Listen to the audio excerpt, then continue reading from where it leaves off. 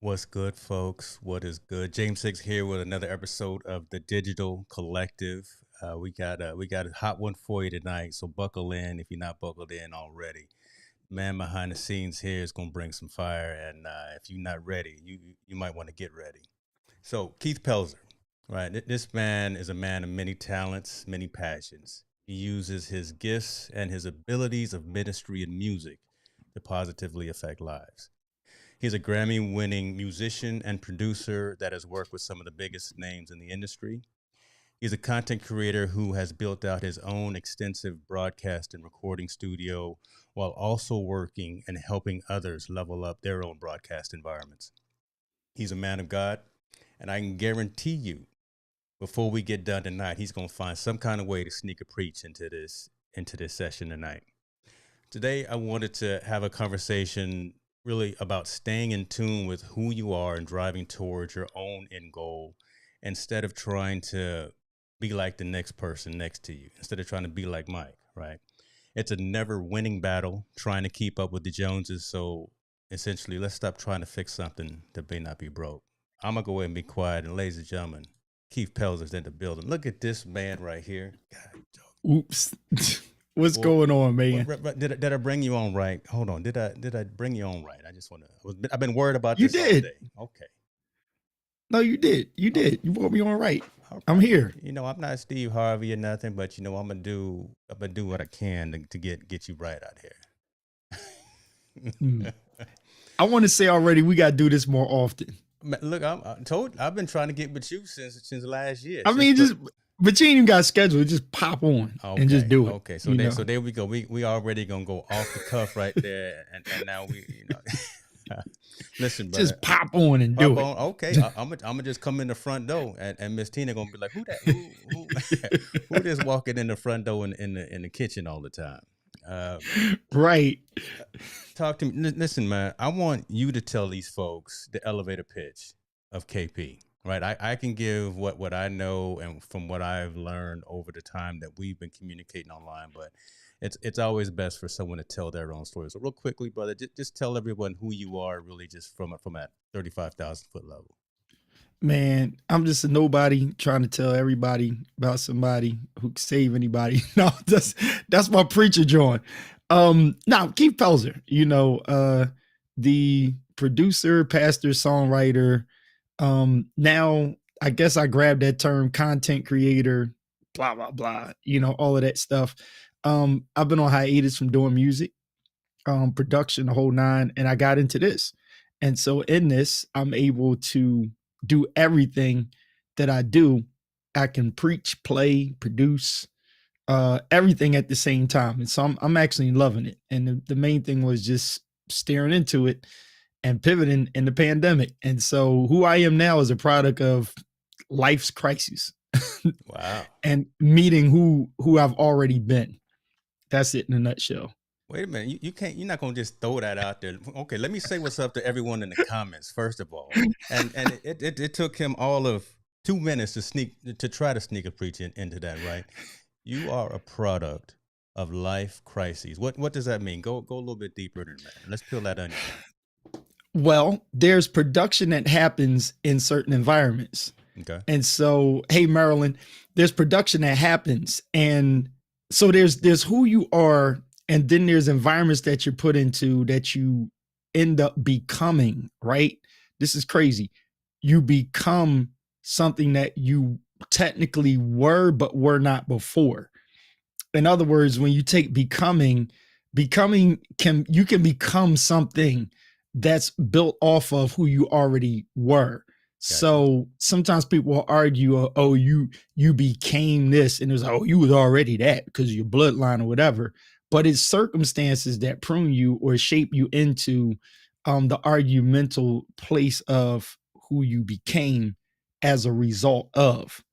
And so circumstances, situations can happen that'll shift you into something you never saw, that we can argue it was there. Yeah. But then we can argue anything is possible because you said I was going to do it. I did it in the first like 5 minutes of this. For Keep those going. who are Look, the flow is yours.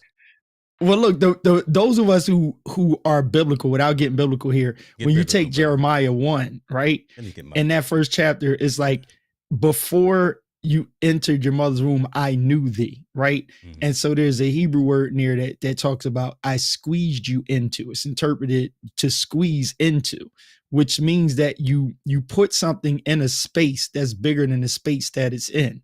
So therefore, circumstances will punch out of you all of that stuff that only happens on friction, combustion, or crises or situations, and it pops out of you. There's so many things that could be in there, but it all depends on what you go through that actually brings it out. So All right. that's why they say there are people that die with potential.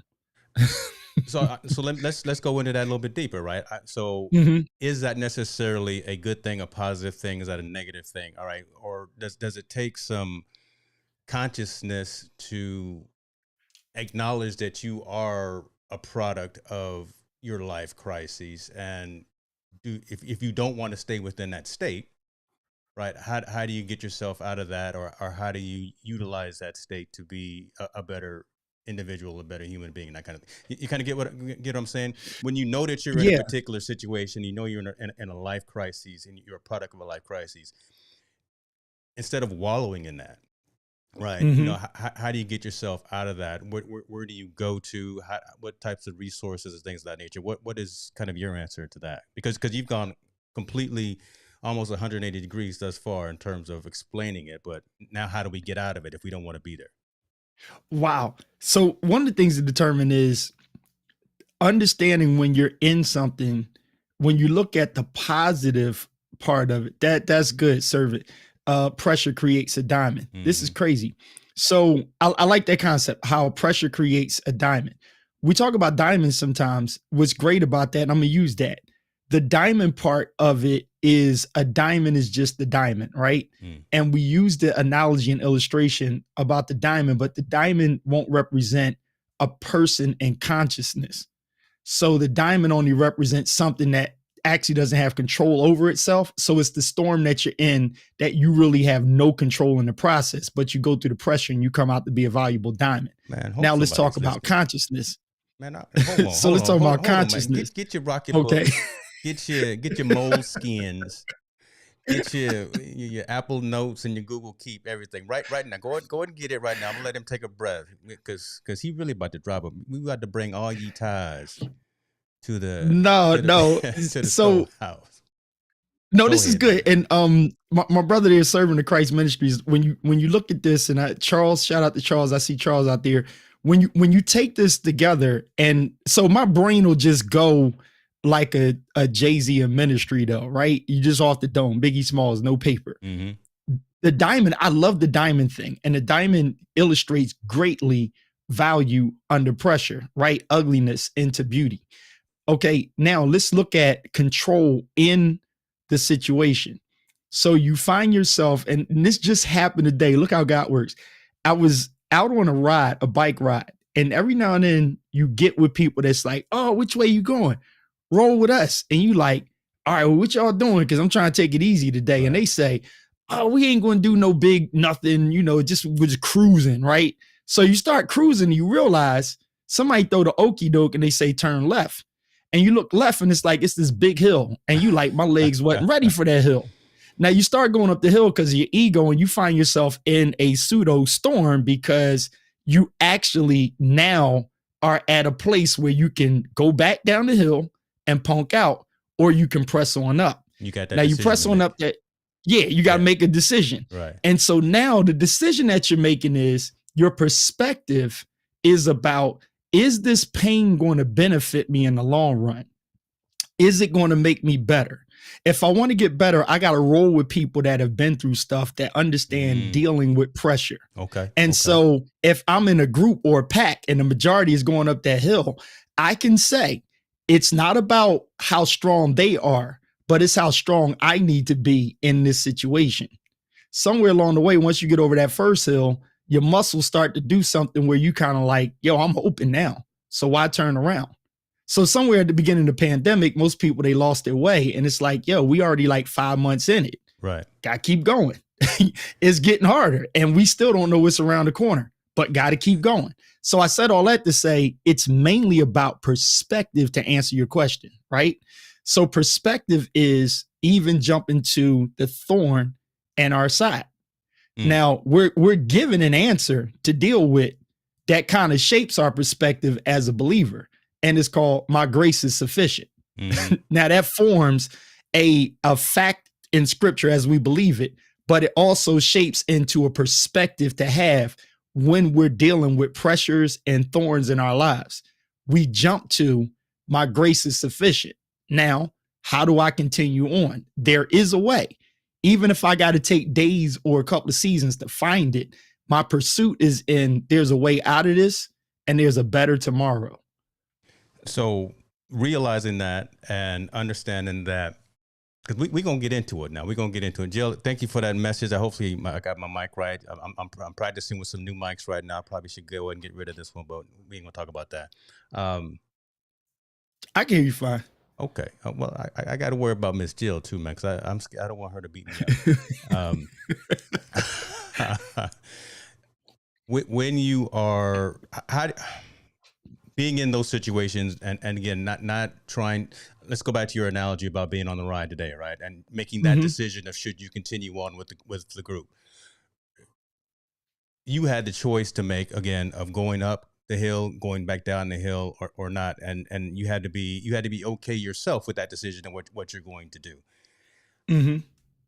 Not just in that athletic event, but let's talk about it from a life perspective, and then let's talk about it again from a solopreneur, entrepreneur, maybe content. How do we bring that into, like my pastor would say, let's make it plain, right? From an everyday perspective of, again, knowing that you have a decision to make, and it's not just about, like I said in the monologue, keeping up with the Joneses, but is this the thing that Keith Pelzer needs to do to be better for himself? How is this going to benefit him from the long term? And just having that wherewithal to know that it makes sense for me to do this for me, as opposed to doing this to try to keep up with these folks because they think or they know that I can ride as well, right? So again, just having that wherewithal and that perception, as you said, to know what you need to do for you, as opposed to trying to do something to keep up with these other folks on these Schwinns. Or no, y'all don't ride Schwinns, right? Y'all ride a Specialized. Yeah, Specialized, Trek, Canalgo. This is good. Like just jump back in and redirect the question any way you need to. Yeah. But to make it more plain, right? If we do go back to that bike riding thing to make it make sense, and then I'll talk a little bit about entrepreneurship, this content creation, whatever. The one thing that I can pull together is you got to remember, why'd you go out there in the first place? So for instance, I may just say, I'm a ride every day. Why? For my health / enjoyment, to keep moving, to clear my head, for meditation time, prayer time. Andrew, what's going on? All of that stuff. Yeah. So my purpose really don't have anything to do with other people right now. This is about me. Yeah. And we hate to use this term, it's all over self-care, building up yourself and all of that, you clearing your head. I'm doing this for me. That's basically what it is. Now, what I'm doing for me, by law of creation, we are meant to work together to some extent, right?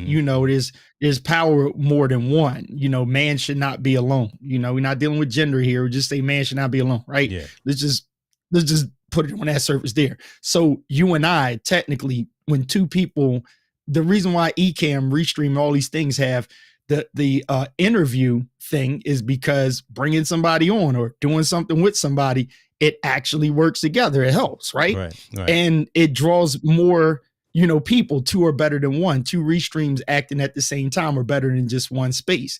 So when I go out, I'm doing it for me first, but then I'm open if somebody's going in the same direction with me. Then I have to look at everybody may not be out to ride as hard as I'm riding. Yeah. There are people that come out and their bikes were put together by the bike shop. I built mine from scratch. Okay. I didn't start off like that, but after I got into it, I built mine from scratch. Yeah. At the beginning, I had to ask everybody, great Ecamm plug here. There's, every day somebody's going to come in and say, hey, what's a good mic? and you got 1,000 people chiming in, right? Yeah. Who just got a mic, ain't been doing it before, but 3 minutes. Then you got those people that I've been doing this and I work for this company and that company and I know microphones and stuff. And it's like, dude, ma'am, that's not your room. Yeah. That, for the person that just started, you haven't really started. And for the person that been doing it for 1,000 years, it's like, go ahead now. those were your years, not their year. And I'm always looking in the room like, this is like a coming out party of everybody to unpack the list of things that they bought. Oh, I got that. I got 8 of them. It's like, that's not helping the person that need help right Not there. even helping yourself, to be honest with you. Right. So let's go to the person that's asking for the help, right? Their weakness in most states are they don't understand their why. Yes. When you understand your why in the day of YouTube, you've already come to the table with your research. Yeah. To the point where you actually don't have to ask a room of people. You'll ask those that you see. So if I determine after my research that the SM7B is a great mic and I have issues, I know that this person uses that person, and I'm asking them to tweak in where I'm already at or where I know I'm going and I'm trying to get to. Exactly. So to answer your question, one of those things are most people don't understand and they forget their main purpose and where they're going. And somewhere along the way, they get bombarded with experts that have not arrived. Hold on, I'm pausing, right? I'm letting that marinate right there. Where limb drops at? I'm gonna let that marinate right there, boy. You heard what I said? Experts that have not arrived. Yes, you know, sir. What I learned in this content creator arena? There's so many levels of stagnant experts where people want to be at an arrived state. Well, so their platform today, aren't you? No, listen. So their platform only sits in the environment where their king or queen at. Okay.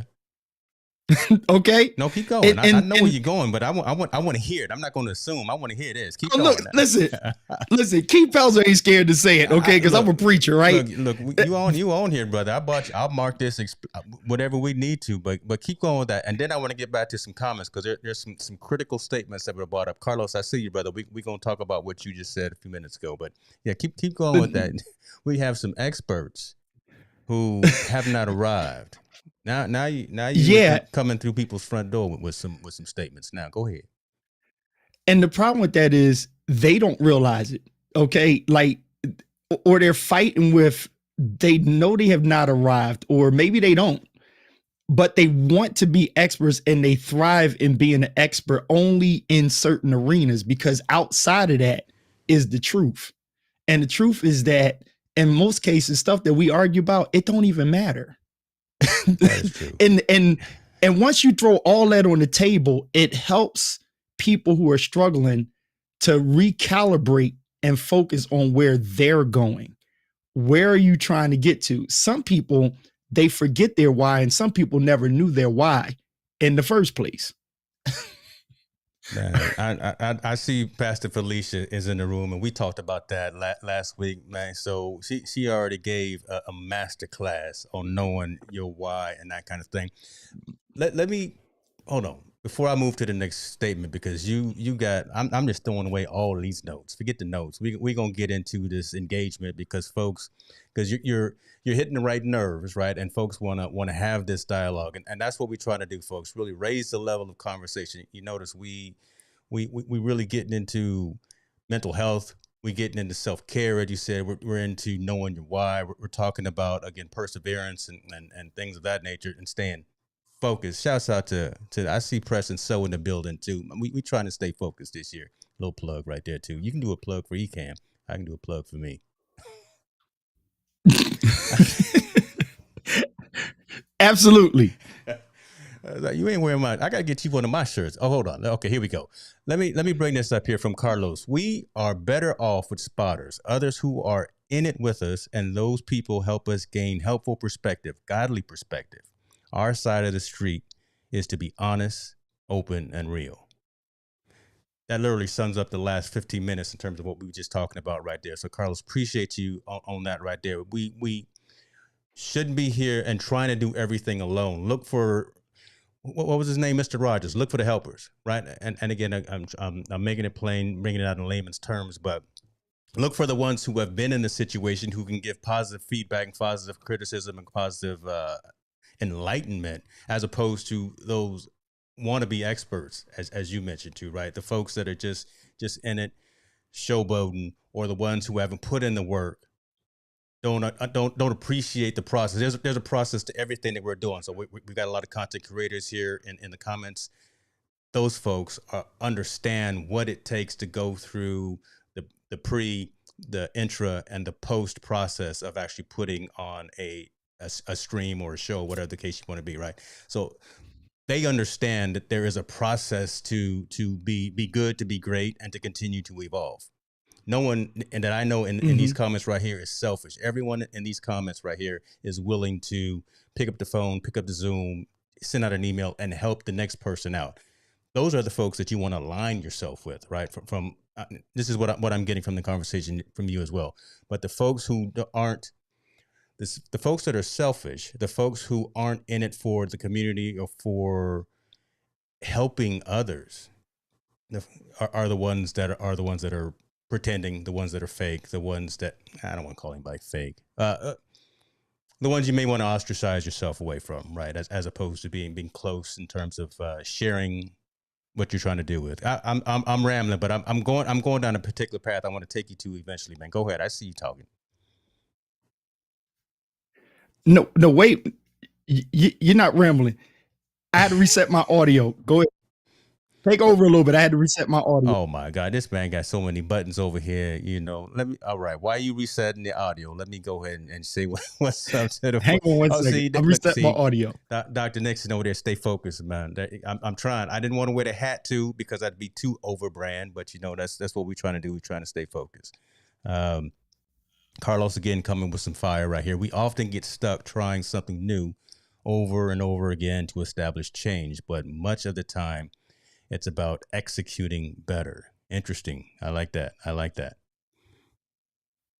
How's your audio right now? Stephen Pop, I see you, sir. Appreciate you being here. Thanks for being here, man. Robert Lee, good to see you, brother. Hope you cleared all that snow out of your area there. So I'm glad you're here. Oh Lord, Keith done fell off.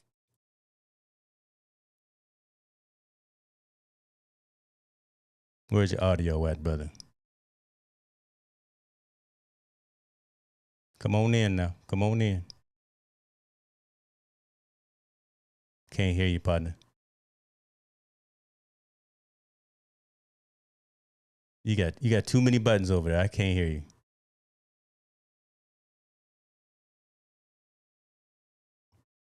I'm gonna take a screenshot of this. Hold on. Yeah. See, because I know you can hear me. Because I didn't push any button. Yeah. Look at that. These are the joys of going live, and this is the joy of finally getting Mr. Keith Pelzer online, so I can see him work through it. I'm the one sweating, right? I got the lights on me. My audio is working. He over there he got Apollos going. He got Shores going, Roads going, AKG. I don't know too many other names, and now he just left. Lord have mercy. Maybe I'll play some Jeopardy music or something. All right. Can you hear me now? Brother Day, welcome back. Okay. You know what? It's Chrome. I think it's is that what Chrome. it But is? go ahead. Let's get We back gonna into blame the the flow. browser. We gonna blame the browser. Listen, I'm cool with the equipment. It's like the browser is like somebody Okay. said to use Brave. Well, Maybe I'll use Brave next remember, time. Brave actually tries to protect you from yourself. Brave is trying to be like the Apple of browsers, right? It locks down a lot of services, so some things work, some things don't work all the time by default. You got to go in and manipulate it. Oh, But okay. you back, man. Let me let you catch up.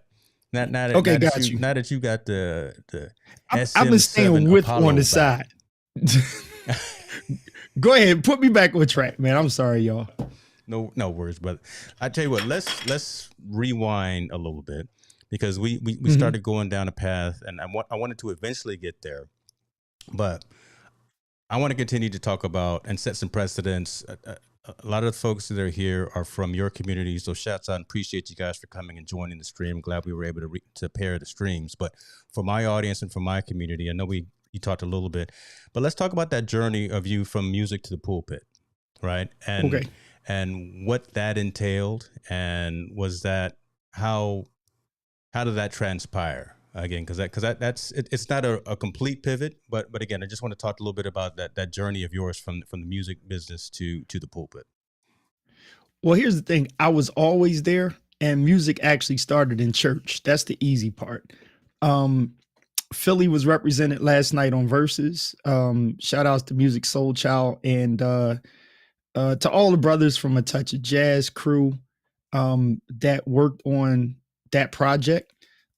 He sang a lot of our hits last night. The song that I did is called 143, and that's basically like a Stevie Wonderish type churchy song. And I was happy to hear that last night. That's all church stuff. So the production in that, the arrangement in it, that was just growing up singing choir songs, listening to old deacons sing in church and all. And I ended up, long story short, meeting Jazzy Jeff, Will Smith, the crew, and my church guys that I knew. We all converged. We met some other guys, and then, we ended up being 6 guys doing neo soul from Philly. My boy James Poyser, that's on the Tonight Show, Jimmy Fallon every night. His father, the late Bishop Poyser, just passed away. We were all church boys, and we just out there in the music industry. Our parents let us go everywhere and do whatever. They trusted us, and we got involved, and we made hits out of Philly. So we didn't try to be the new Gamble and Huffs or Yeah. Kenny Gamble and all those guys. We Now just you did what we flashing did. back now when you start mentioning them names. Not a lot of these youngsters don't know about that, right? I got the salt in the beard too, so I've been there. Okay. So we just stacked on what we knew, and that's what came out, right?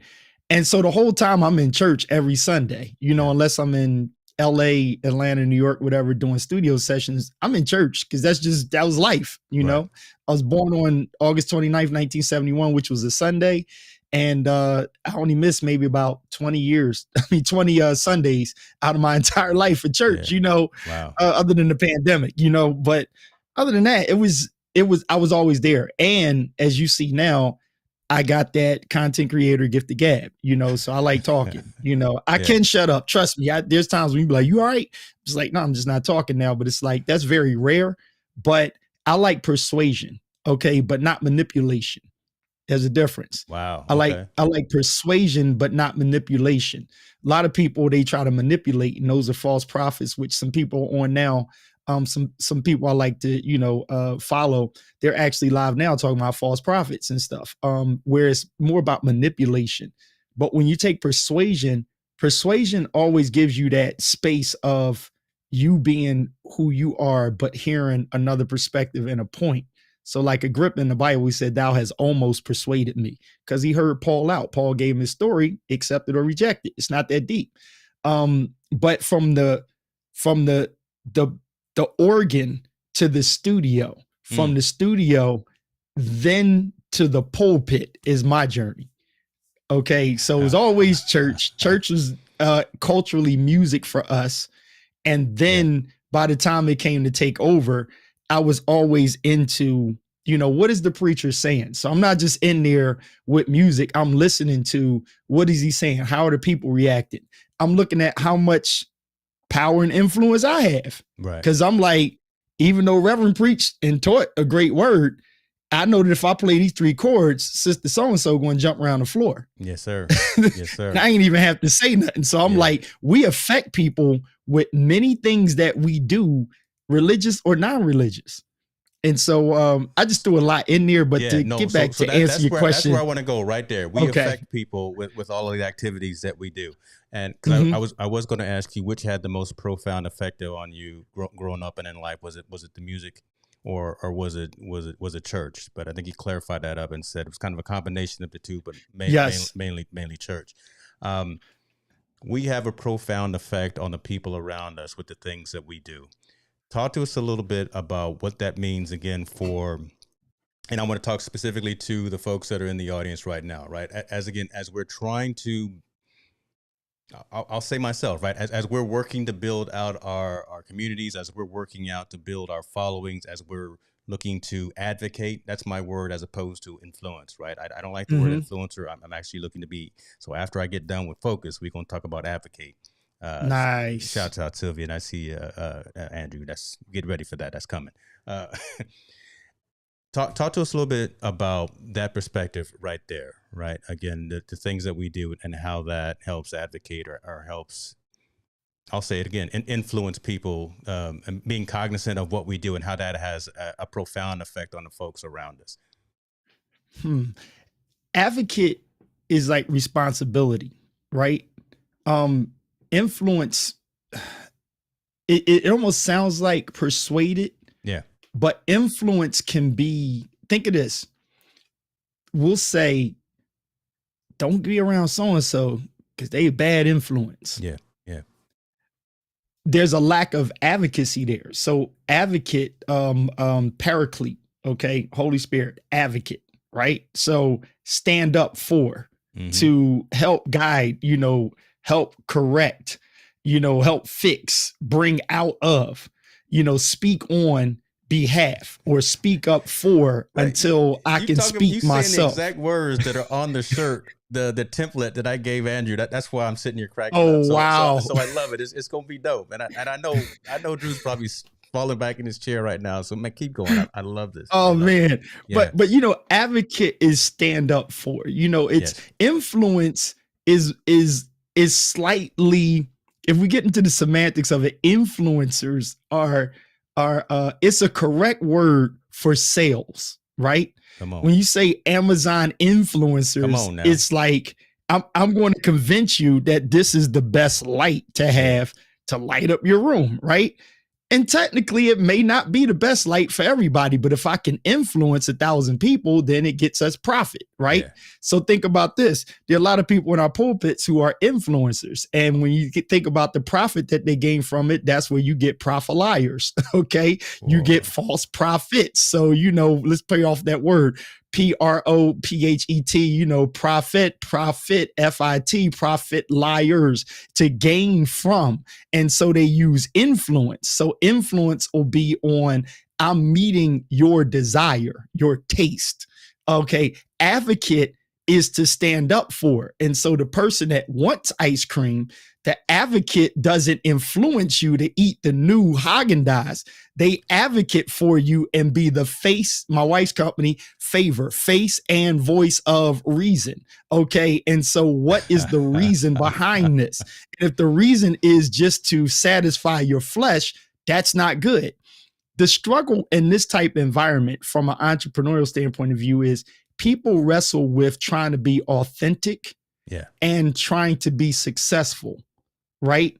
You have to be real careful Yeah. when like, you can go into something and say, I'm selling these sneakers to make money. So my son, he's an artist, right? So he had a hustle in high school where he would just get the Air Force Ones, plain white, and draw on them for people. Okay. Now he's passionate about his art, but we had to let him know, like, look, you can draw all you want, but it's going to cost you. So you got to make money, Sneakers right? $200 to pair, right? Yeah. It's like if you just draw for free, people like, oh, draw Batman on my sneakers. It's like, yo, the other dude's making $400. You understand, for drawing Batman on somebody's sneakers. Mm-hmm. So you have to say, all right, what do you want to do? So in there, he can make a conscious decision on what he's doing and his why. And if you understand your why is to make money, to pay for sneakers that you want, or to get you extra money for when you go to college, that's exactly why you're doing it. You're not Correct. confused about it. Yes. Now, in there, you're putting passion into your drawing. But the main thing is you need to come out of that with making money. So when people jump into YouTube and they're content creators and stuff, I don't think influencer is bad, but you can't be contradictory and lean into, let the audience define you as a great influencer, but you got to know that your word is actually advocacy. Yes. And they'll see it because it's in the point of success that people will really appreciate and judge who you are, or they'll evaluate you at a certain level of success. And at that point, if all they see is you were successful in rising up to the top, you could lose some authentic people. But if they see significance, you can keep those who you influence and those who you've persuaded and those you've advocated for. So I learned in music. I just saw a post and I'm just like, my buddies, right?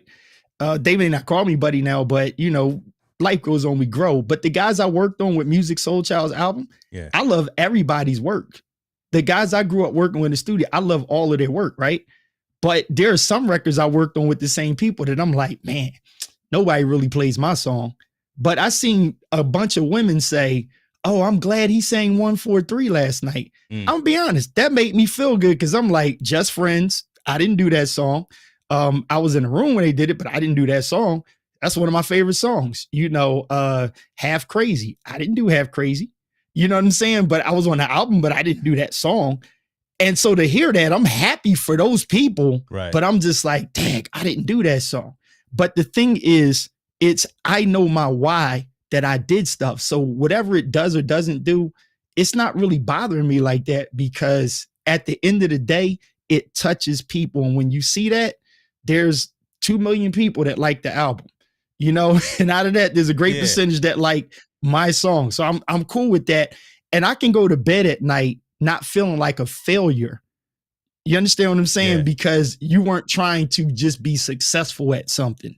So let me ask this before I forget, because I'm old. Then I'm gonna go back to some of these comments. Now, is that something that is innate to people, or was that innate to you, or did you have to learn? Did you have to grow into that? Right? Again, taking yourself out of the situation, not being selfish for the fact that you were in the room, but you weren't on the keyboards for that particular track. You weren't playing the drum, whatever, right? And then seeing it blow up and do all these things. Mm-hmm. At the moment, how did you feel versus you told us how you felt last night when you heard it on Versus, but again, is that just something from an upbringing? Is that something from church history? Is that something that mom and daddy taught you, or is that just something that life has taught you as a lesson to don't sweat the small stuff, don't sweat the stuff that you can or cannot change, and rise above? I don't know if I may be answering the question for myself, but I kind of want to hear from you as well. No, you hit it. That's the part where you advocate for people that suffer from a depressive state or a inadequate feeling of accomplishment because it's not what you want in that moment. So let's go back to another Versus. Jill Scott, Erykah Badu. Yeah. I mean, you all over that one. Yeah. Dude, I just knew, right? And here's the thing. I did Jill Scott's wedding, right? Like, I did her wedding. Yeah. Okay, she's not married to that person, but watch out now. That's like my sis. We talk on the phone and stuff. So she's on Versus, so she's in, her celebrity mode.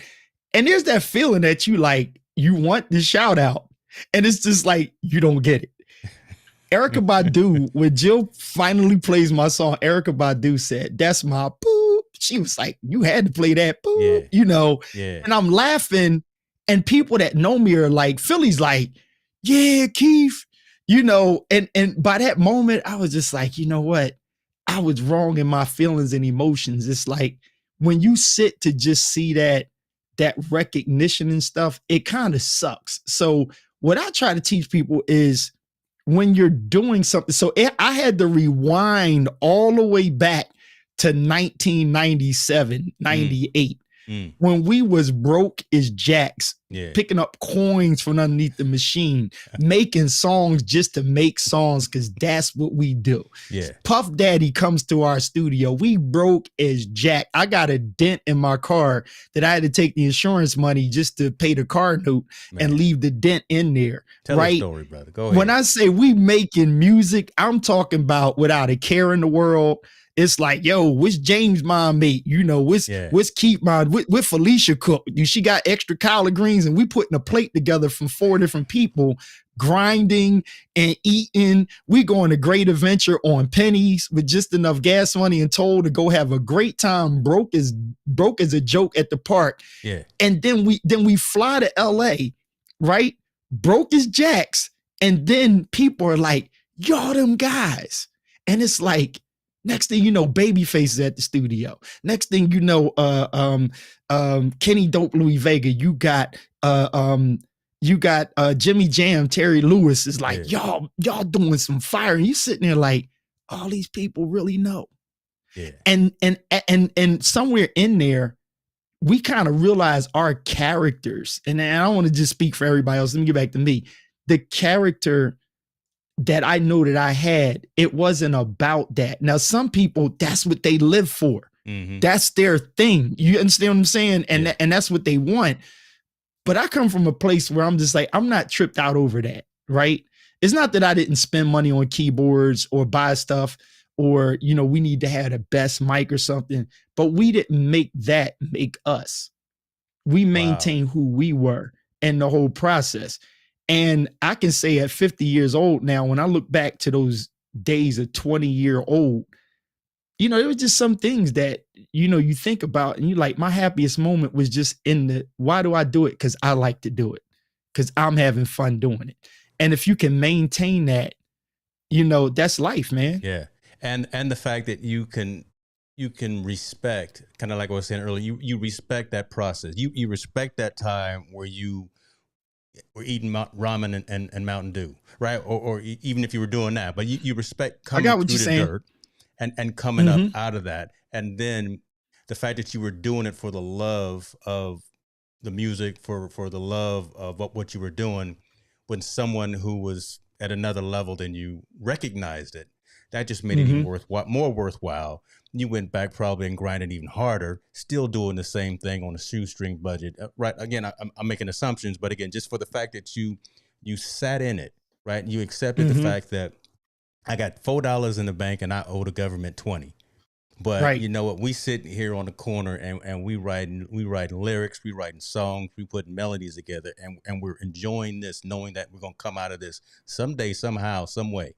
Right. The Lord works in mysterious ways, and we don't know what time we're going to get that knock at the door when Puff Daddy comes and says, take that, you know. Right. So, but once you got that, you were ready. Not just physically, but I think emotionally is kind of what I'm getting out of what you were saying as well. Emotionally, you had already sat in yourself and become to the point where I can take this on because I've kind of been through the hardest parts already, and the rest of this now is just going to be something that I'm already attuned and already trained and already ready for. Man, now think about this. What? No, go ahead. Go ahead, man. I want to acknowledge this before we go on. So, shouts out, Miss Jill. Yeah, we definitely are here. Thank you for this. Hey, Miss Jill. You know, higher level conversations, right? And this is wait, is that my yellow mic, Jill? I can't stay focused with you. Oh Lord, have mercy. I wanted to say what's happened to you. Know that is that the same? Is that Jilly? Am I supposed to be represent with the yellow for my girl? Go ahead and put them yellows on right there. I'm putting this on for my Jill. I'm putting this on for my Jill because you see, Jill, that you got family here, right? So at the end of the day, you know, Miss Felicia, you got Dr. Keith, and I'm just the guy heckling from the back of the room. So we are here to support and have these conversations. So thank you for the time and for coming. Dr. Elo, guess what shirt I'm wearing today? Send me a photo. Put me on Instagram. I want to see, brother. Okay. Elo. Yeah, that's a bad man too. I need to talk to him. All right, now let's get back to it. We talked about wallowing in it, going through the dirt, climbing under the barbed wire, and going through the hard times, and then coming out of it. Where was you gonna go before I so rudely interrupted you? No, you weren't. So I'll cut right across the field because I didn't see the first episode yet, but Bel-Air is out, right? Yes. So there's Fresh Prince of Bel-Air, the original back in the day, and I'm cutting with a church girl, Tia Pittman. Her name is now. She's in Texas, and because she's a church girl, she knew how to sing real good, right? So you didn't have to really deal with somebody that didn't know pitch and all of that. So we making songs and we just taking Jesus out of it. Yeah. And it's an R&B song, right? that's basically how you do it, right? And so leave Kirk Franklin alone. I mean, see, So here's the crazy thing. So Tia and I, we cut this song, and it was, so I did a song with Jill Scott called "He Loves Me," right? That's a Mm-hmm. well-known song. Mm-hmm. But the original "He Loves Me" that I did was a song I did with Tia, and then my old partner Darren Henson, he jumped in and we started doing the Jam and Lewis thing together because he helped take it to the next level. So then, we always did like a 33 and a third, 3 people in it or 2 people produce it. We didn't fight over it. Well, I did this much, you did that much. We collaborated, Yeah. right? See, when you But said that, I was thinking about the old record. Okay, but 33 to 30. Oh yeah, right. The old big records. Yeah, again, How I'm about old, the 78? The 78, 45, the 33. 78s. Yeah, okay. Yeah. So them Jones was heavy, man. Yeah. But anyway, the song, Will Smith comes down the studio and he's like, yeah, so Tatiana Ali, she got a record deal. And I was like, oh, Tatiana Ali. So we all excited. And we were trying to cut an album on Tia. And Tatiana Ali wanted the song that we cut with Tia. Okay. So now when you broke, you ain't got nothing, right? You kind of like, now we kind of like, nah, we want that on Tia album. And it's like, man, Tia church girl, she ain't coming out with that song. We was just cutting it for fun. And then the problem was, I'm gonna get in trouble for saying this. We were questioning, could she pull the song off? Oh wow, okay. Because it's got like, who Kim Burrell is, right? Yeah. Okay, it's kind of like trying to give Total a Kim Burrell song. See, you almost like it's a Beyonce versus a Kelly Rowland or Michelle. What's the name? Yeah, can you know what I'm saying? Can she? You like, okay. Is so you kind of like, I don't know if this gonna work, boy, but it's like you pulling some trash out tonight, boy. Go ahead. Had to check. They had to check, so they like, yo, here. And I'm gonna get to my point though. But the thing is, the way we were cutting, I was already cutting digital, and everybody was still on 24, 2-inch tape, or DA88s, and which are like VCR like tapes and all. Yeah, okay. And I was already in a digital machine, and so I had all the tracks done. So we let the song go and was like, yo, we're going to get this to Tatiana Ali. Well, we get to LA and the engineers were like, they weren't up on what I was doing. I'm talking big engineers. So when I said, here's the stuff, they were like, you did it on that? And it's like, yeah. I said all that to say, in our environment, we were so tapped into, we do it this way because that's what worked for us. Gotcha. Now this is loaded. Yeah. One of those things is, we don't just buy a mic and say, well, this is what I bought, so it's the best thing. No, we test it ourselves. We check it. My lights and stuff in the room, yeah. I test that for me. Right. I may be influenced slightly by you and say, dang, those lights are dope that James got behind them. So this light I have over here, I might be like, if I didn't have those and I seen yours, then I might only know your lights. So let's just say they're Nan lights or something, right? Or aperture, whatever. So I'm gonna be like, James, what kind of lights are those? You want to tell me? I'll get that brand because I like the way you have it. I like how it works for you. And I trust you. I'm influenced because you're an advocate person. So the influence you have on me, it's not bad influence. I take it as good influence because I like talking. Right? Go ahead, so, man. I go and I buy the same light that you have. Now, I'm going to be honest with myself. Does it actually work for me? And if I get to a point where I discover that does not work for me, that does not mean you picked the bad light, but it also doesn't mean that everybody has to get that light. So yes, as an advocate, I'll say, look, it works good for James, but take time to discover what works for you.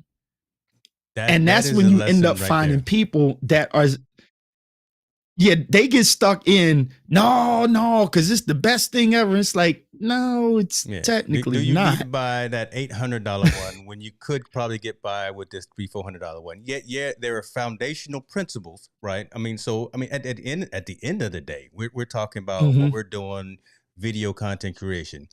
Yeah, there's a difference between photo and video lights. I mean, at that foundation is where you should start your discovery, right? I'm Mm-hmm. Godox, right? I know you were Godox for a minute. There's Godox, there's Nan, there's Mm-hmm. Leeward, there's X, Y, and Z. But look, if you're gonna do video, get video lights. Don't get the Mm-hmm. hues because the hues aren't video Right. lights. If you want to have some pretty colors, yeah, you can get RGB lights for $5 on Amazon. Get Mm-hmm. what you pay for, right? So again, I Right. understand those fundamentals, and then like you say, I really like what you said. I'm just repeating it like you said there, but get what works right for you and your particular situation, as opposed to what works right in Keith's room, because his room looks Mm-hmm. bigger than my 8x10. Look, you got a whole man. You Mine's downstairs. small. I know. No, honestly, I think I don't even have an 8x10, bro. This is not really it.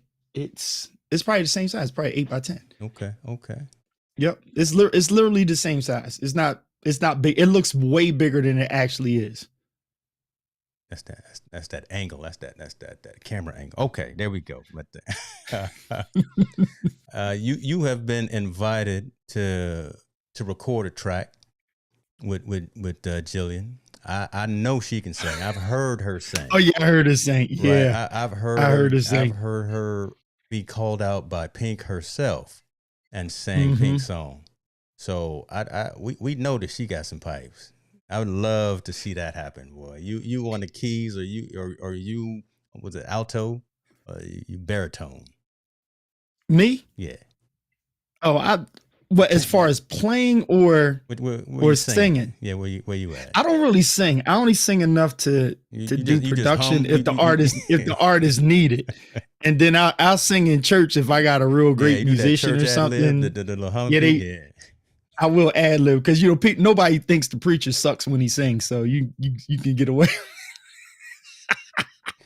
You get away Thinking with doing a it. whole devotional right there. He's singing, old hymnals. Like, come on, Pastor, we trying to get down to that. Well, I'm gonna leave that alone. Church don't have to be 3 hours. Oh, Wait, so Joe says, "What's up? Are we fixing things that ain't broke tonight?" You know what? Because you had that as a topic, right? yes. I don't But want to so sell hopefully you nobody see kind of short. where I'm Yeah, consciously go ahead. No, taking you you go ahead. You in go that ahead. direction. But you see it, right? Mm-hmm. I'm consciously Yeah, taking you in I that see you. direction, right? So ride the wave, and you're doing it fantastically. So that's exactly it, Joe. Yeah, we're trying to make sure professionally, personally, content creators, people within ministry, people in all walks of life. Don't try to. We're talking about again being thine own individual self, as opposed to trying to copy, be like, emulate, be negatively influenced by other folks out there who may not know your journey, who may not know your truth, who may not know your why and your reasoning. So I'm taking Keith all the way around the school, but we coming back and we going to the front door, and it's hopefully being relevant for you guys as we have this conversation. So wait a minute. So I was working with a client and they said something in there. So I'm over here producing and they will, just running equipment and stuff and they're doing their webinar. And they said, we gotta be careful when we say that line. If it ain't broke, don't fix it. And she gave a great perspective, and I like it. That's why I like perspectives, because sometimes people really have these, excuse my French, these pissing matches over words, right? Yeah. I like to deal with words, but it's just like, where are we landing the plane at? That's the whole thing. Where are we landing the plane? That's how you can have the convo when you understand where are we trying to land the plane. If we trying to land the plane in the war zone, then the convo is just not going to go great. Yeah. If we trying to have a happy landing, then we're going to have a happy landing. So here's something I learned. Sometimes so if it's not broke, is the phrase is, if it's not broke, don't fix it, right? Right. Okay. So if it ain't broke, and let me slow walk this because it's going to be good. If it's not broke, don't fix it. A lot of times people try to fix what ain't broke, but the real thing is, whether it's broke or not, do you need to mess with it? Okay, that's the other part. Let me sit up straight. I was do you even need to bother it? Like I got A50 100s, right? If it's not broke, then I turn it on, right? And I can use it. If it's broke, then technically it's just time to upgrade, not fix it, because it's not the cost of fixing it, right, is the same as getting another one. And if I'm at the point to get another one, do I need to get the same thing I had, or is it time to upgrade? Okay. So the argument of broken fixing is not really relevant if it's time to move on. Wow. Right. And there are some things that sitting in my room that I may use it one day again, and I may not. You know, the days that go by, whether it actually works or not, doesn't really matter. For all these seasons I've been through, it didn't matter if the keyboard underneath my desk worked or not, because I had to funnel my attention into how to shift my church, how to shift me in the environment, how to get into something else to keep my mental straight. And that's why I've just been on camera. I started off this thing, I would go live and do keyboards and stuff, but then I'm like, I'm not feeling this. I'm just turned off by the music industry. So I got to know people and got more into what I do best, and that is talk, right? Right. You know, and then I had to realize, you know, just getting on, you know, the internet and won't he do it? Won't he make a way? Yes, he will. Run around your neighborhood and tell somebody. It's like, I don't know. Some people in this environment just need to have a conversation, right? Okay. They don't need to be stared into a religion, stared in that. Offer something on the table to look at. It's kind of like you with your high class self, you get to go to the CES, you get to go to all these big bougie events to see the newest thing that Bill Gates got out, and you know, Tim Cook, they put it in your hand first. It's all right. You know, my skin is you balling status. You get the private jet joint, and you go out with Ecamm in LA and all. You do all that stuff, right? But the thing is, it's you see everybody's got a tube light. So you see their tube lights, and then you make a decision based off of how they advocate for their company and or influence you that you need this product. They give you a chance, they give you a choice, and then you take that and say, okay, you know, do I need to fix the lighting situation in my room? No, just say you want a new light. Well, if you get a new light, you're going to take on rearranging everything, and you may have to rebuild the whole room around that one thing that you just had to have. Why? Because you thought what you had was broke. It wasn't broke, so don't try to fix that. Okay. Another thing, it's other true things to yourself. Right. Okay, be true to yourself, right? Go ahead. You know, take it over. Right? Take it over. Because again, a lot of times we will try to justify that B&H purchase, justify that Amazon purchase. Why? Because, you know, Keith got it in his room, and it looks so good. I got to get that too. And you know what? If I get that, I can be just as dynamic. I can be just as fulfilled if I get that piece of gear, that piece of equipment, that particular microphone, camera, cell phone, audio mixer, preamp. Can I speak a word to somebody real quick? Go ahead. Go ahead. What Bishop James just said, a lot of people need to be delivered from. VERT, delivered from. And that is the notion that whatever the newest thing is, or whatever the hottest thing is going to make you better, right? Wow. Me and Felicia's thing that we laugh and we joke about, like if you start to talk language with me and Felicia, you got to know, me and Felicia just buy it because we want it, right? And everything I buy, Felicia's not going to buy and vice versa, but I'm going to be influenced by her. She's going to be influenced by me because I like her taste. I like her style. So the problem is when I see Felicia, you know, a few other people buy something, I'm like, dang, why did I look at Felicia Page today? And, you know, you see Felicia with that beautiful smile and be like, ooh, I got that new lens. Now I'm sitting there like, now here's the thing I try to help people out with.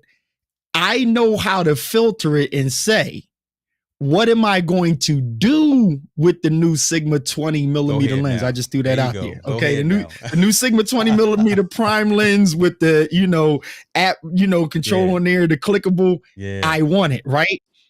But before I rush and grab it, I have to envision, how is that going to add value to what I do? Now notice this here. We have to be honest with ourselves. If we're doing it as a want or as weakness, right? You have every right to want something And if you can afford it, by all means, get it. But is that a weakness? Meaning that you never get started because you keep trying to grab the next thing. You know how many people have hit me about these windscreens because they really believe that the windscreen is going to make their broadcast better. Then I had people hit me up about the colored mics that you put together. Yeah. And so here's the funny thing, though. What I end up having to tell people is I frame my shot so that you see that much of the mic.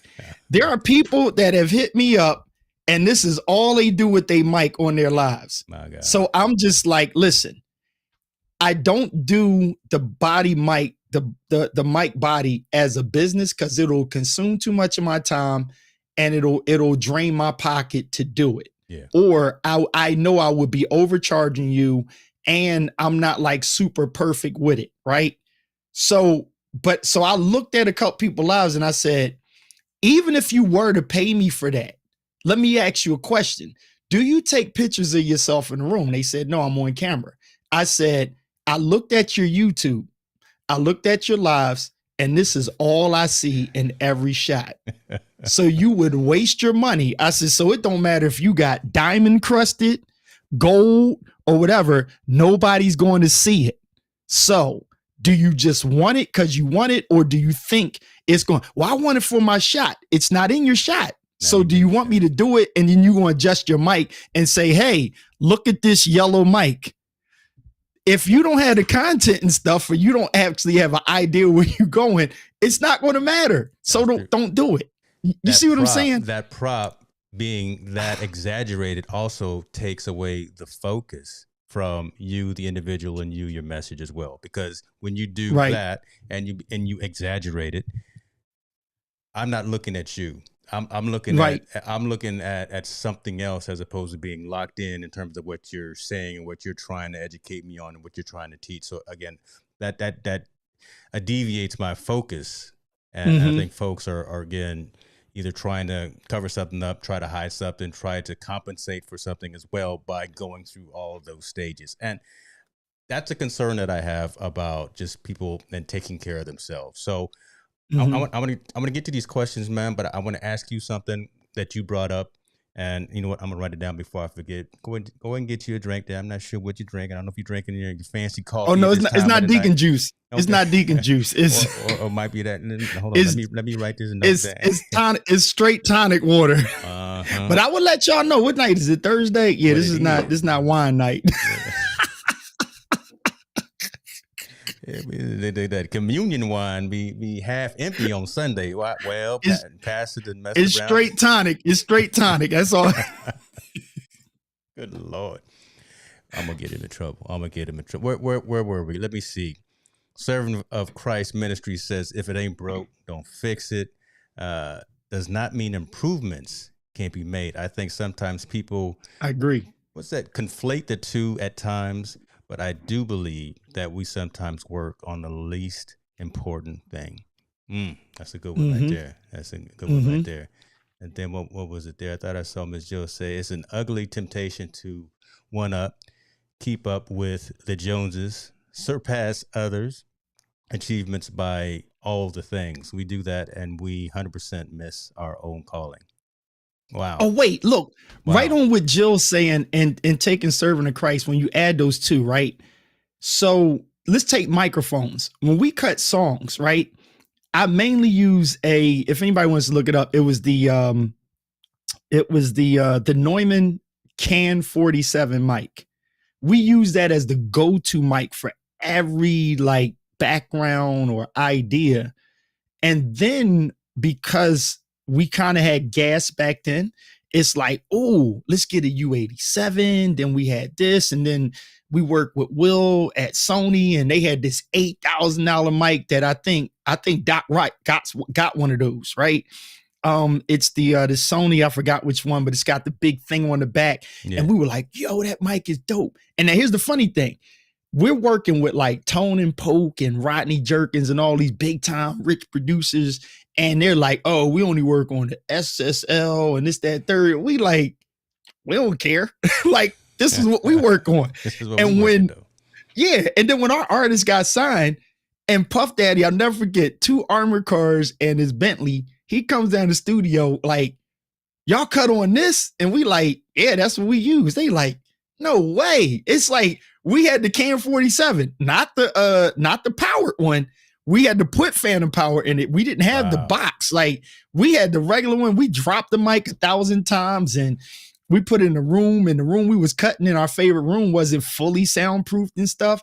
We had to tell people, yo, shut up in the hallway. We cutting the vocals for the song. Like, wait, dude, I can play you some neo soul records. They got so much crap in there that you be like, whoa. It's and like then we get to LA. The tape recorder up by the radio, right? Press record and press play at the same time. Tell everybody in the room be quiet because I'm trying to get this song off the radio. Yeah, man. I mean, we used to call it Banshee. Like Banshee meant we just threw whatever together. Like on the Go-Go song that we did with Jill, It's Love, they're not timbales. It's like my man Andre like super tuned the tom-toms to sound like timbales. Wow. And you got people that's like, yo, them timbales, what timbales y'all use? It's like they the tom-toms because we didn't have time to go get timbales, you know? Spoon on the back of a piece of Tupperware is what that is, with some reverb. Dude, I ain't gonna tell you which album, but I'm singing background on the song because we couldn't get a tenor to come down the studio. Good and Lord. I just tucked it low enough and tweaked it where it's like my bad voice ain't sound that bad, but it gave just enough texture. And that's one of those things where, you know, with brother from Serving to Christ and then Miss Jill, it's some things that's like, use what you got, right? Back to the, if it ain't broke, don't fix it. You don't, that camera I switched to, that's an A5100. Yeah. It's fine. So just because a new camera come out, you don't get it and throw it up in the air. You just be like, yo, that joint is fine. What do I need this for? And that's when you get your why. Now, one word on why, and this is really going to bless everybody. If you got gear acquisition syndrome, right? Mm-hmm. And you have that problem and you can't shake it, you have to shift into you buy to create. You don't buy because you think it's going to make you better. You create. So if you like, sometimes we just feel better with new things. Now, let me put it this way. We do feel better with new things. You think the lens, you look better because it's the new lens. Yeah. Right. The thing is, you want to dig into what you get. It's not so much of saying, oh, look at what I got, but it's digging in to what you have. It's being creative. So before you buy, you have to see, where am I going with this? I still don't have a drone. I've been getting a drone for like a year and a half and I never got the drone. You know why? Because vision wise, it does not fit into everything I'm doing right now. Makes sense. So everything I'm putting out, it's not broke. Yeah. Okay. It's like, it's not broke because drone is not really going to do anything extra for me because I got so much to do here. So that's a point of, if it ain't broke what I'm doing now, why do I think a drone's going to fix what's not broke? You see? Boy, there you go. Look at that. Joey D talking about push the gas pedal. I keep slipping. I got my pedal. I keep slipping on it. You can't use this Elgato foot pedal and wear house shoes. You got to wear some tennis. You got to wear some, man. It's not working right. Let me see if I can. Oh, okay, no, there it is. It worked that time. Oh, there, you did it. You did it. I'm trying to click it and get these things going. Let me ask you. let me ask you something like this. Appreciate you, Mama. Thank you very much. You know what? I'm gonna make sure Miss Jill gets something. She is all right. You know, all right by me. I wanted to go away, and then I'm gonna be cognizant of your time, brother, because I know you over there on the East Coast. You're not bothering me. As long as we ain't boring people. Sorry if we boring you. Look, y'all got any direct questions? Ask me, and I'll answer them. Yeah, look, we streaming everywhere. I'm looking at folks over on LinkedIn. We got business folks on LinkedIn. We got. I checked it out.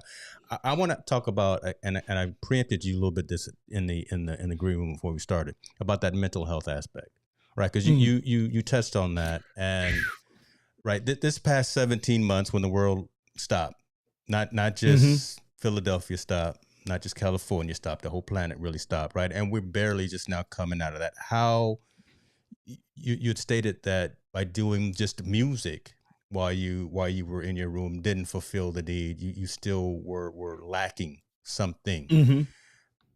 How have you been able to adjust? I know you've gone on, you've done some services, you've preached at certain churches, and you've done some certain things, but how have you been able to pull yourself out of this tumultuous time that we've had globally, of being locked in, locked down, wearing masks, and just going through that? And how have you been able to maintain kind of that mental awareness about taking care of you first, and then taking Mm-hmm. care of your family, right? Because you're no good to Tina, you're no good to the family unless you take care of yourself first, in my perspective, right? Right. So, Bible, Mm-hmm. Mm-hmm. Bertina, that's my wife. Mm-hmm. My boys, that's Isaiah and Caleb. Bowling, biking, broadcasting has been like a saving grace for me. Yeah. Pretty much in that order, give or take. And that's really what just kept me. Like I have a great marriage. Like my wife is my homie. So, she understands me whether I'm up or down. She's got my back. My boys are great. And they know what I love to do. And my wife, she knows when I'm tapped out with music. I Okay. made a song that Jill Scott is actually cutting. We have to finish it. It's taking time because she's doing film and stuff. But I actually one day I just made the track in the middle of the pandemic and I got it done. But at the same time, it's like I'm not on it every day. Like I haven't opened up Logic in like 5 months. I haven't pulled this keyboard out and actually played it underneath here in like 7 months, because I just don't feel like it. I only played at funerals because Okay. the musician wasn't there. And I played for a service because they didn't have a musician there when I went out. My Right. church is not open yet physically, but will open right before Easter. But this platform, and here, it kind of helped me. Now, transparency. Mm-hmm. I love the eCam community, the whole thing, but what really, and I'm gonna have, y'all know me, I'm gonna do a moment of transparency. Yeah. I literally got irritated and slightly discouraged with Vlogmas last year. Now, this is not a blame on eCam, the LGL community, nothing. But that was the moment when I seen leveled experts, right, that have not arrived. Uh-oh. There we go. And it got to this point where I'm like, people are actually crapping on each other and calling it constructive criticism. Okay, the minute you start criticizing certain things, there's only two responses from that. Either people are going to say, okay, if you're criticizing me, show me how to get better. Or they're going to say, all right, I'm going to look at what you're doing. And when they look at what you're doing, there's another level there. Well, you could have 1,000, 100,000 subscribers to your YouTube. Cool. But if you ain't at the pinnacle of what I'm trying to do, good for you, right? Because I still got to find me. Yeah. You understand what I'm saying? Am I going to be happy at the top of that ladder being you and I'm not me? What does that do for me? You understand what I'm saying? Like every preacher, you can like a TD Jakes, Joel Osteen and have that many members, but is that for you? And are you really going to be happy in that seat? Or are you actually going to be mental health, be depressed because you're not true to yourself? And so that success means nothing. I literally got off track around that time because I was chasing like, everybody's experts here. And I forgot who I was. Wow. And I didn't realize that the reason I know most of these people is because I was doing me. I was doing the convos. I was just going live, bringing on my musician friends and chit-chatting and making coffee every morning, 3 days a week or whatever. And then I got into a space of, well, you need to do this, you need to do that, you need to do that. And then I'm thinking like, I'm learning this from people that you ain't have a slider until after I got a slider. See, there he go with that. Oh, Lord. There you go again, folks. You wasn't into switching cameras until I started switching cameras. I was just farting around with it because that's what I do. Yeah. And then I got the complaints from people, who needs all those cameras? And I'm like, oh, maybe they got a point. And then I had to think, I'm like, wait a minute. And here's the Keith Pelzer thing. Seek ye first the kingdom. So I always would build around, whether consciously or subconsciously, spiritually, I'm always building around my obligation to serve first. So when I started doing all of this, punching cameras and doing different things stuff, that was because I didn't want to just do a sermon, right? Yeah. And the sermon just taught to you right here. I was like, okay, how do we tell this in a story format and use the technology? Right. Right. And so when I started creating that environment, I started doing stuff like, okay, I'm trying to create this environment. So a slider. Yeah. Because, I'm watching, Obama's interview with Oprah and different people. And I'm like, I like the movement of that camera. Yeah. Then you're trying to figure out, why do I have a glare in my glasses, or why the lighting? Why do they look like they're floating like angels? So you learn. Okay. Learn. you learn, and then you do off of what you learn. Now, again, like I said, this isn't a knock. That was Keith Pelzer's weakness. And it took me time to fall back and understand I don't need to please people in circles where if we legit rocking with each other, then we're iron sharpens iron, not critiquing, people that depress other people and put them down. And so you start to become a follower in places that you were into because you were leading, because you got off track off of what people say, what they do. And so advocating point, that's why I slide in sometime in posts and I'm on advocate, not influence, because I can influence people to buy stuff. But an advocate, you specifically talk about what's helping somebody. Yes, sir. You see what I'm saying? No, hey, and a lot of times I'm in that boat with you. Go ahead now. And so I don't blame people that do it, but in order to help even those people that I think pull other people down or mentally jack other people up, it can happen in any environment. And that's what a lot of times people don't see. Like, if you think about this, there are so many YouTube, lives that are like, we're going to show you how to do a good live. And it's like, the first way you're going to show me is to show me your good live. Yeah. If your whole thing is off of telling me how to do it, and I don't see a page of you actually doing it, like, what are we talking about? And I'm not, it's just so much of that. You understand what I'm saying? Yeah. It's like a handyman telling you how to be a better builder. You're going to look at, show me a kitchen that you did. Show me a roof that you did. Show me clients and testimonials that you know how to build if you're going to instruct me on how to build a table. So I started getting it backwards. I went off of, on my dad's birthday, on April 24th in the pandemic. I was scared, and shout out to Diana Gladney. That's why I rock her shirts. I watched the video where she was just like, just push the button. Yeah. And because and some of what she was saying was, everybody got something to say. Right. If you went up and you was like, hey, Keith, I want to get on the Zoom with you, and I want you to look at my setup and tell me, am I ready to go? Well, technically, I learned not to be the person in the room to go, focus. The letter E should be red. And you know what? Orange light works better because such and such on YouTube, they got 1 million followers and they use the color green or something. Yeah. It's like, try to meet the algorithm. Like, come on now. It's like, folks. We're not doing it for the you can chase that, but if that's what you're trying to do, then by all means, here's the problem. It's going to cost you money. Yeah. It's going to cost you webinars, seminars. It's going to cost you investing. It's going to cost you paying to play, to boost your algorithm and all of that. If that's what you want to do, by all means, do it. But don't sit in a crew of genuine, authentic creators that are expressing themselves. Get in that space and try to shift the environment into basically you just want to be top dog. I've been there, bro. Yeah. I've been there. I flew on the private jets and did all of that crazy stuff in the music industry. And at the end of the day, my wife and I will talk, and I'm like, you know what? I wouldn't trade it for the world just to be, super rich and to have all this and that. I'm like, nah, I'm cool. Like, that's a hard thing for some people. And that full circle mentally, that comes back down to who I am spiritually.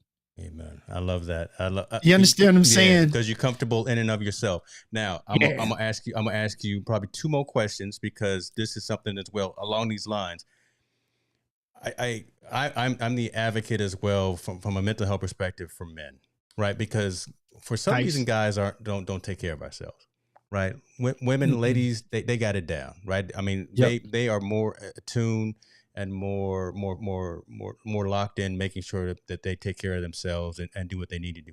Why are we so stubborn?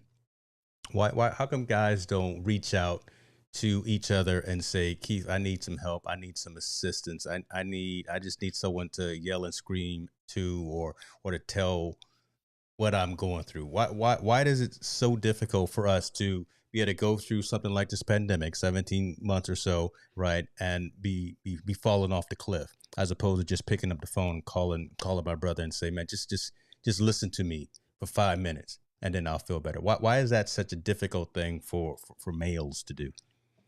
Because it is broke and we don't fix it because it is broken. We don't want to admit that it's broken. Like the broken part is, sometimes we're just too man to just say, We in our own way. yo, We're in our own way. yeah. Eh, Like I had to admit to my wife and, some of my church folk, I'm like, I'm cool. Now listen what I'm saying. I'm cool and I have to get to a place to understand that I've almost mastered camouflaging the mental problems, right? And that is a thing. Like, because I can ride it out. Mm-hmm. I literally can just get on the bike and it mixes in with my normal agenda that has a purpose. Yeah. And it literally pacifies the problem. And I get off the bike and then I'm back to this and church stuff and family stuff. But at the end of the day, I stopped one time and I told my wife, I was like, honestly, there's someone that's not like me and I'm concerned about them. Right? For me, I can pass through this and you'll never know. But I had to admit to my wife, I said, I think mentally I'm really fighting with something. Like I got discouraged after a while because we went through that whole thing of like, yo, how is it that, I'm gaining subscribers, people will show up if I go live on Facebook, but like Zoom suffers for Bible study.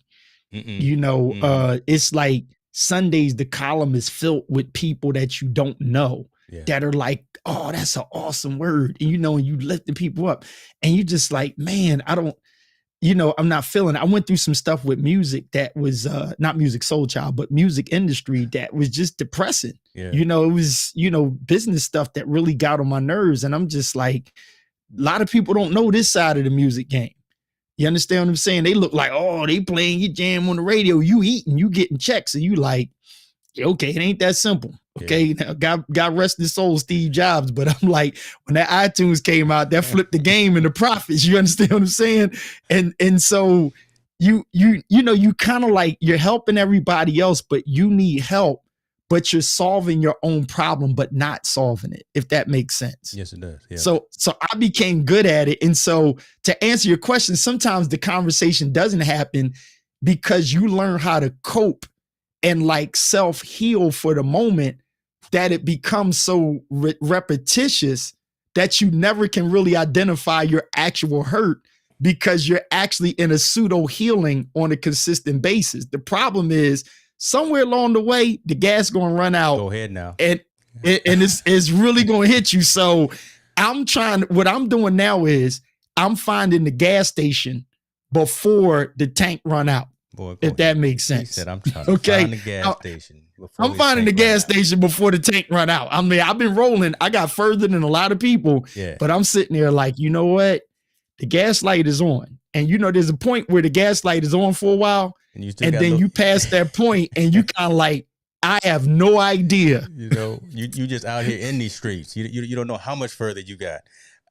I don't know. And the thing is, that sign that says, next rest stop 25 miles, and daggone well that where the E is at, there's not 25 miles in that tank. So yeah, I'm getting to that rest stop. Bro, there's analogies right there. We can go for a whole nother 2 hours with that. Yeah. But hopefully you saw where I tried to bring the conversation back and kind of to the topic and subject matter, and hopefully folks saw that as well. I will bring up this one last comment before we close. But yeah, what Servant in Christ Ministry said, pride is the number one hindrance to getting help.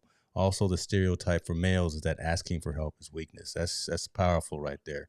And then Carlos is talking about, you're so good, Keith. We don't have to wait till we're on empty. We can get in front of that.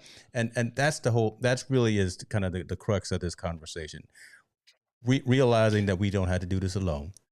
Realizing that we have support systems, realizing that we have folks that are in this for the right reason and are not and are unselfishly looking to be servants, looking to be advocates, looking to be those that help others when they are down and trodden as well. We've seen some comments today, literally with folks making that walk up the middle of the aisle in church, right? We've seen a couple of comments along. I'm gonna use that analogy, right? So a couple of folks reached out and said, you know what, I'm here for you, and we're gonna go talk, and we gonna work this out, and we're gonna figure this out. That's literally, man. That's what I'm trying to do, and y'all pray for me that you know we do this together, raise the level of conversation, have those awkward conversations that matter and that resonate. All I can say, man, Keith, look, my mother and my grandmother have always told me this: give people their flowers while you can. Right. Oh yeah. So you're doing it, brother. I appreciate you. And I want to say it. I want to say it publicly. I want to say it in recording, and I want it archived forever. That what you do matters. I sit back in the cut and I watch. I know how much ground you put when you mixing coffee.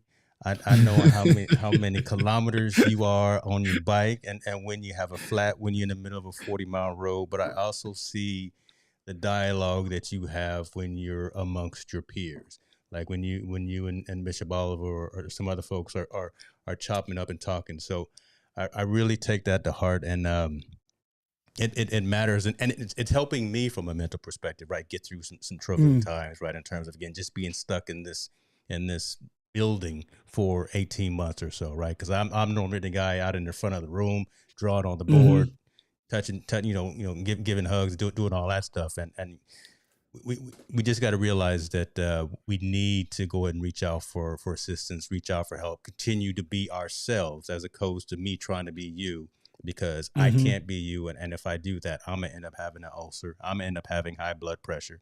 I'm not going to be fulfilled. I'm not going to be happy in life. So I wanted to give that to you, brother. I appreciate you for everything that you do, man. I'm glad you were able to come hang out with us a little bit. Talk to us about what you got coming up next, man. I know you got something. Ooh. I know you're probably going for a bike ride in the morning. I need to put my Apple Watch on to keep up. No, I can tell you, and I know we got to go. I can tell you this. Oh no, don't trip. We got to go. I am going to go to the gym tonight because I'm going to find myself underneath the squat. Oh man, get out of here. To catch up. So an idea that I have, and I seen it, and it's in the knowing what you're doing. So influence is out there, right? And it's real good.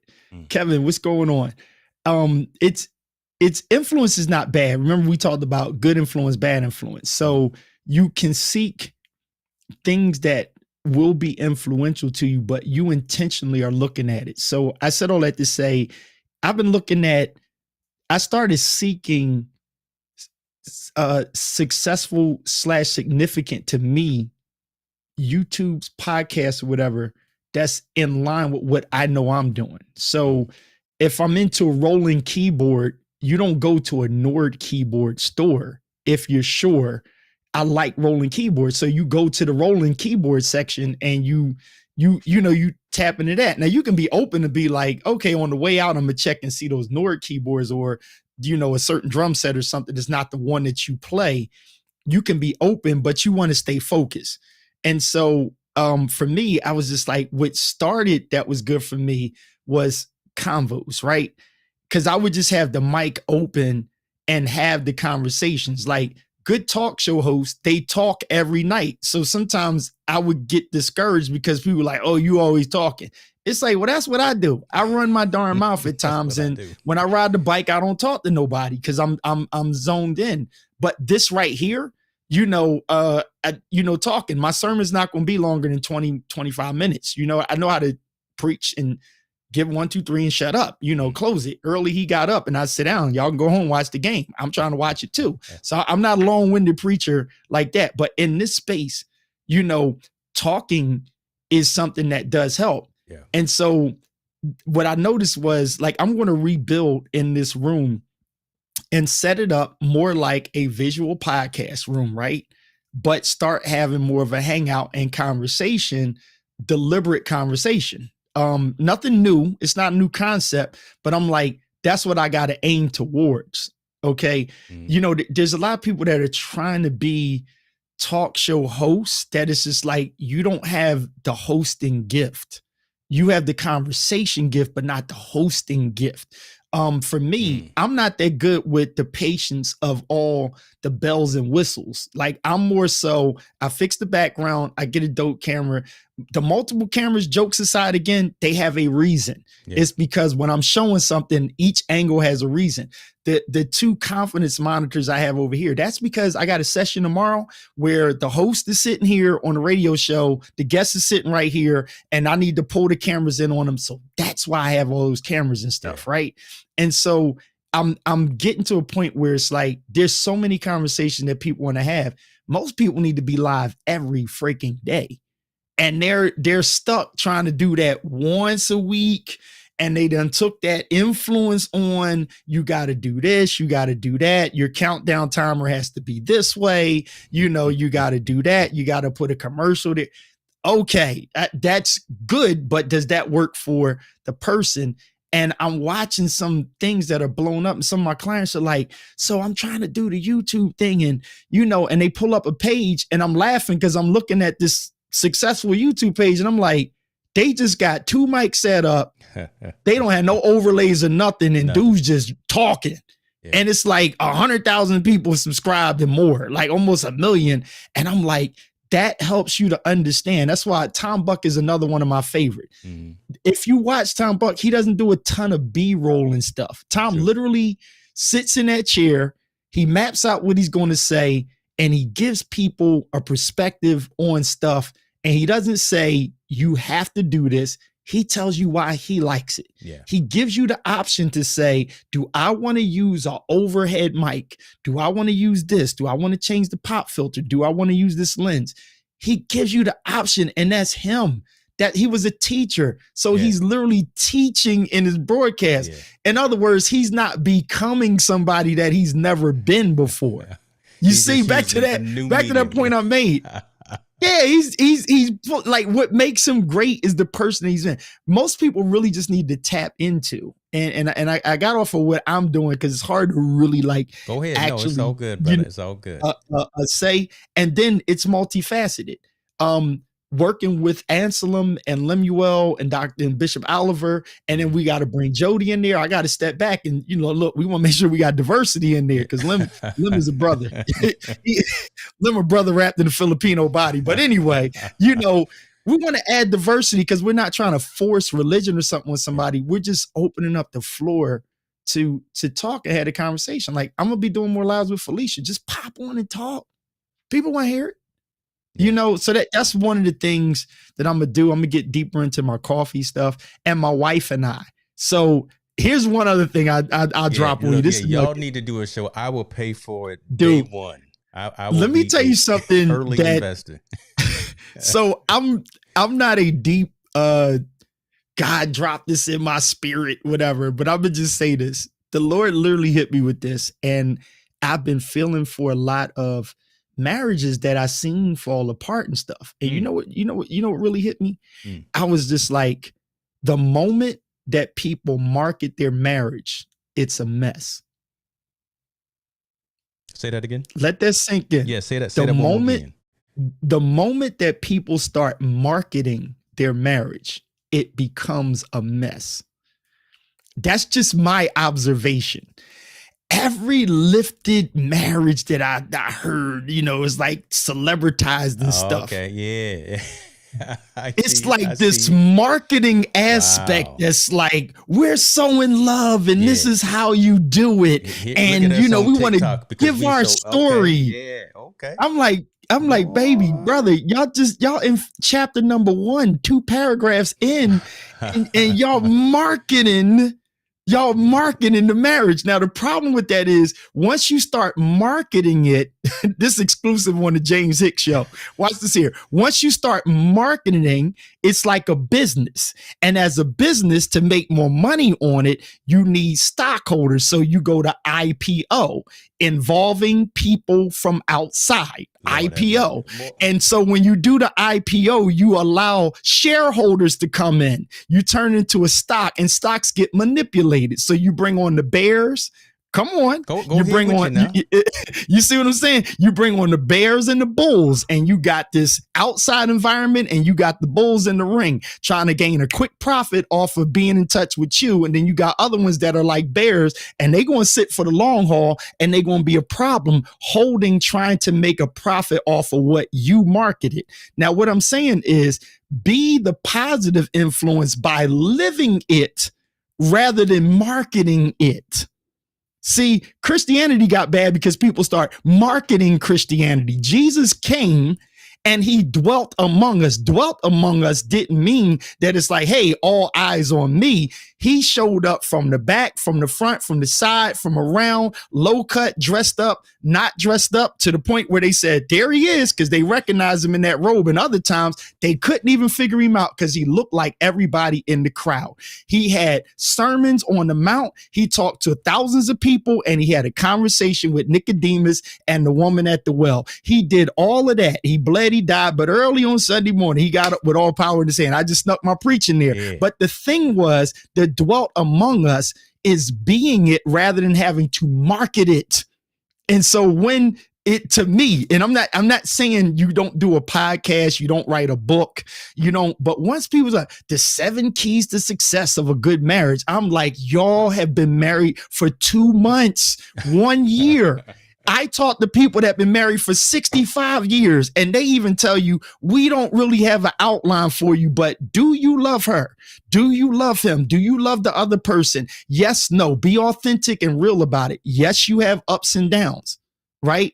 But a lot of people, they market it, and you bring in people from outside, IPO, and then people are stocks to your marriage.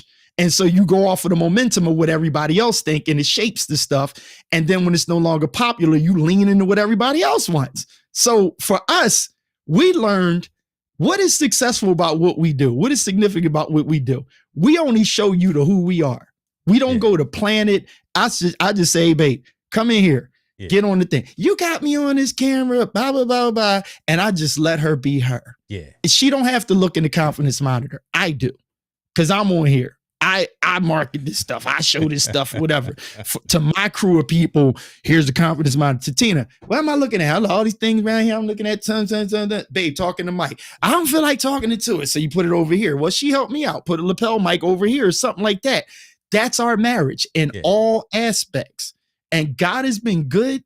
My family's great. My children are growing up fine. And we have not put out a book. We have not done a seminar or nothing yet. And I done said it 1,000 seminars I've seen, and people, oh, we want y'all to speak and stuff. We don't have a magic formula. Okay. And I say that about my marriage the same way I say it about your broadcast, your lives, your eCam, what you're doing. Be authentic to yourself and trust it.